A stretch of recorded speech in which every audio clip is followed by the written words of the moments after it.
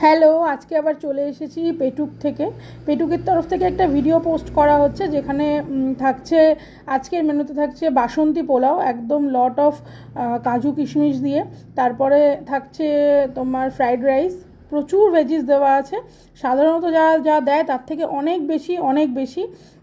আর তারপরে থাকছে চিকেন কষা, একদম লাল লাল চিকেন কষা, একদম যেটাকে চিকেন কষা বলে, ঝোল নয়, গ্রেভি, একটু গ্রেভি আছে, গ্রেভি না থাকলে খাওয়া যায় না, অনেক কাস্টমারদের ডিমান্ড এটা।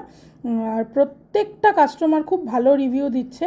আজকে তোমাদের সাথে মাটনেরও লাল লাল কষা কষা ঝোল শেয়ার করছি। মাটনের পিস থাকছে প্রায় 60 গ্রাম 70 গ্রামের কাছাকাছি, এবং প্রত্যেকটা পিস একটার থেকে একটা বেস্ট পিস।